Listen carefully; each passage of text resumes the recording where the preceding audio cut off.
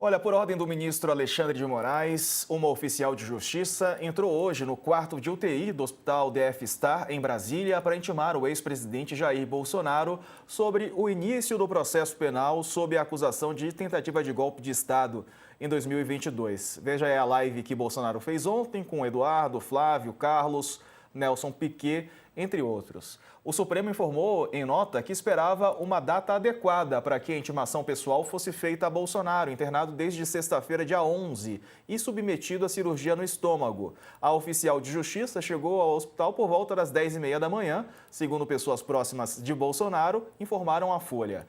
Ela entrou no quarto de UTI, entregou os documentos e coletou a assinatura do ex-presidente.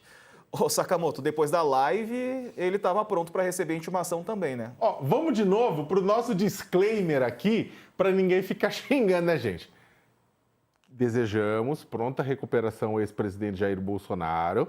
Isso não é hipocrisia, mesmo que a gente discorde, ninguém aqui duvida que eu discordo do ex-presidente, mas a política, a discussão política não se faz com o desejo de morte de ninguém, mas sim com o debate político, com as pessoas vivas, inclusive para poderem serem responsabilizadas pelos seus atos. Então, desejamos pronta recuperação para o ex-presidente Jair Bolsonaro, como eu fiz, inclusive, durante todo o mandato, toda vez que ele tinha que voltar ao hospital por conta das decorrências da facada que ele recebeu em 6 de setembro de 2018. Dito isso, vamos colocar da seguinte forma, né, minha gente? Se a pessoa pode fazer uma live, né, para vender capacete, inclusive, né? Uma live para promover capacete, ela pode receber o bendito do oficial de justiça para ficar kits com a lei. É simples. Não adianta você falar assim, na live tô lá, tô fazendo a live, etc, o capacete aqui, o meu filho que tá lá nos Estados Unidos, beleza, blá, blá, blá. Aí chega o oficial de justiça, não posso receber porque eu tô mal. Não, gente, por favor, o ex-presidente Jair Bolsonaro mostrou com a participação na live, porque quem tá mal na cama de hospital não participa de live. Isso é óbvio, a pessoa tá lá e vai ficar para se recuperar. Mas se ele tá bom para fazer uma live, se ele tá bom para dar entrevista para o SBT, se ele tá bom para participar de uma série de coisas que dizem respeito à vida pública dos seres humanos, então ele tá bom para receber uma intimação. Se por um acaso ele tivesse doente, mal, não tivesse podendo receber visitas, não tivesse participando de nada, e aí o Supremo tentasse entregar uma intimação, eu seria o primeiro a falar, gente, que é isso? Que absurdo é esse, né? Deixa o homem se recuperar. Mas ele mostrou que ele está bem o suficiente para garantir uma rúbrica. E você, Samuel, concorda?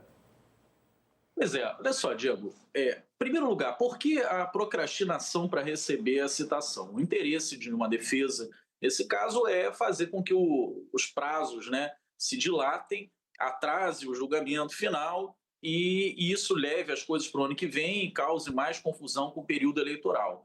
E eu concordo com o Sakamoto quando ele diz o seguinte: a depender da situação do Bolsonaro e de qualquer paciente que estivesse ali, é claro que o médico pode, inclusive, se interpor e dizer, olha, com uma questão sanitária, ele está suscetível, ele está com a imunidade baixíssima, qualquer pessoa estranha de fora do hospital está vedado nesse momento de se aproximar. Não é o caso.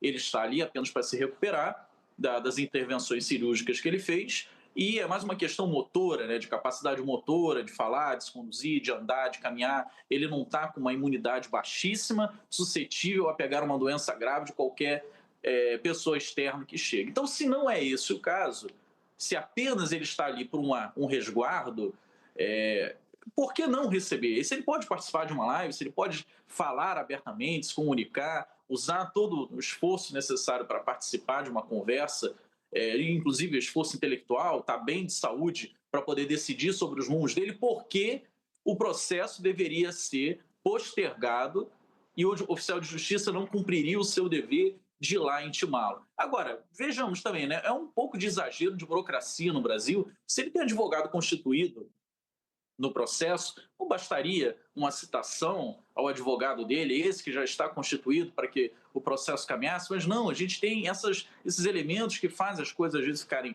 extremamente burocráticas e, claro, são utilizados pelas defesas, né, não para entrar no mérito, mas para postergar, como nós vimos né, nos 2 julgamentos que tiveram agora da aceptabilidade das ações, que os advogados praticamente passaram 2 dias usando argumentos que já tinham sido rejeitados no julgamento anterior, meramente em relação a filigranas jurídicas e não ao conteúdo, ao mérito em si. Eu acho que aí eu concordo plenamente com o Sakamoto. Se é apenas para postergar que a justiça chegue à sua conclusão em defesa da sociedade, e se não há risco à saúde de seja quem for, inclusive do próprio ex-presidente Bolsonaro, é correto sim que ele seja citado, mesmo estando no CPI.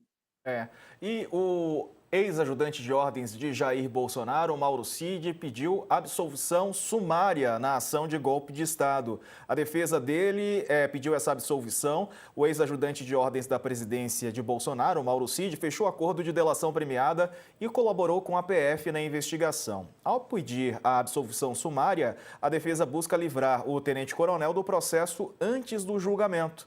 A tendência é que o pedido seja rejeitado pelo ministro Alexandre de Moraes, que é o relator do caso. O processo criminal foi instaurado no dia 11 de abril, depois da publicação do acórdão da primeira turma do Supremo, que recebeu a denúncia da PGR e não tem previsão para ser julgado. E aí, Sakamoto, você acha que deve ser absolvido de cara, assim, o Mauro Cid, ou condenado e depois ser, digamos assim, negociado ou divulgado o benefício? Quero ver até a opinião do Samuel, mas ele não vai, o Moraes não vai dar essa colher de chá para o Mauro Cid, não. Por várias razões. Primeiro, porque o julgamento precisa acontecer. A gente está na fase ainda, nem começou a fase de instrução do julgamento, né? Bora ouvir testemunha, bora ver as provas, bora ver tudo para ver, inclusive, se o que o Mauro Cid passou realmente ele é útil dentro dessa estrutura toda e se sustenta, né? E isso acho que é um ponto interessante. O Mauro Cid, várias vezes, ele mostrou que não estava colaborando com a justiça.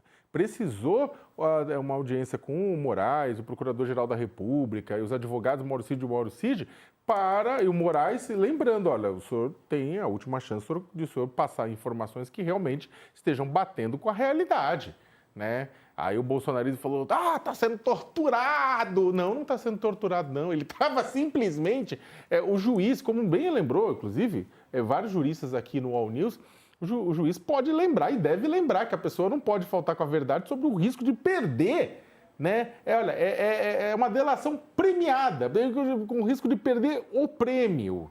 Né? O Mauro Cid deseja, do fundo da alma dele, né? Ele deseja o quê? Ele deseja ser condenado a menos de 2 anos de chilindró, porque assim ele não perde, né? Ele não vai ser cortado das Forças Armadas, né? Não tem esse risco, né? E além do mais, como ele já passou tempo em cadeia, tudo, ele provavelmente não precisaria voltar para ele ser o melhor dos mundos, né?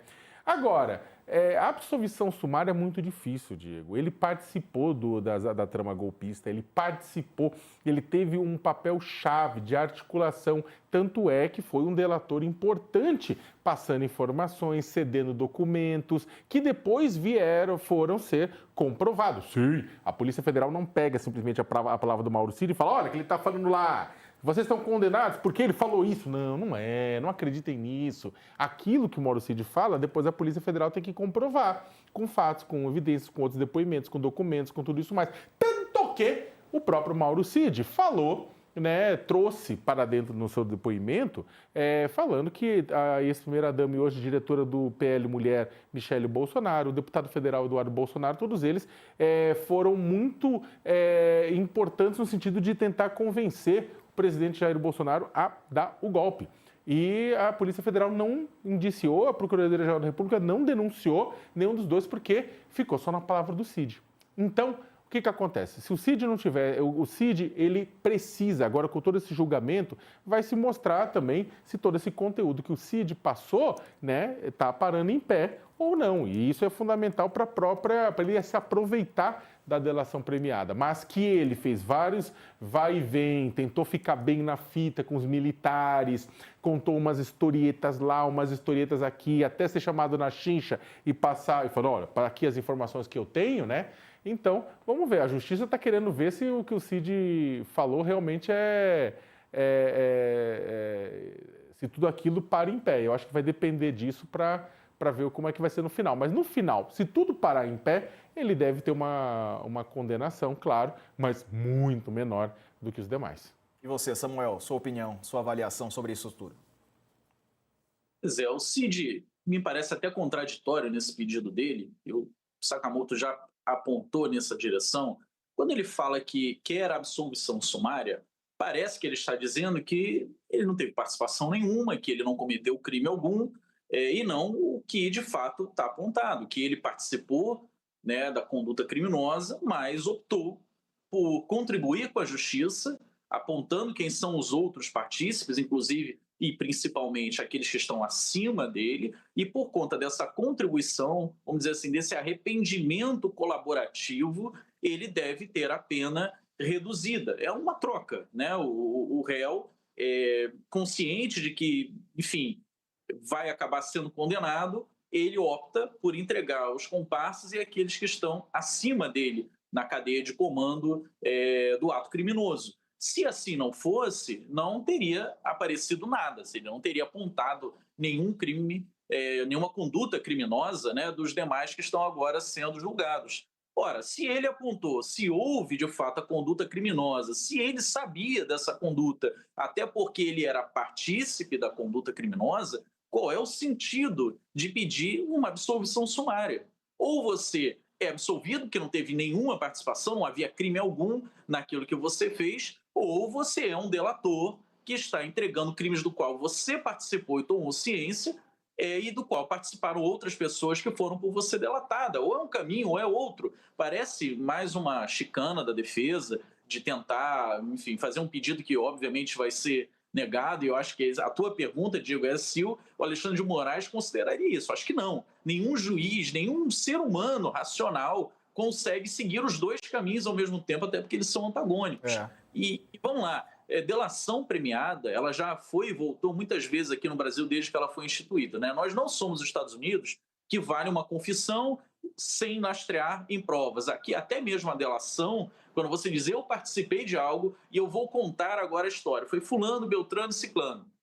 Isso precisa estar lastreado em provas, que você ajude ao órgão investigador, a polícia, o Ministério Público, a encontrar essas provas, que você aponte um caminho para elas, ou se isso não for encontrado, a sua delação não serve de nada, vai servir como uma confissão tua da tua participação naquele delito. Então, para nós, eu acho que o melhor é que o Mauro Cid enfrente o julgamento como os demais e, ao final, considerado todo o apoio dele e aquilo que foi de fato obtido a partir da delação dele, se mensure quanto da pena que ele e os demais receberam, quanto deve ser abatido da pena dele por ele ter ajudado a justiça a encontrar esses outros criminosos.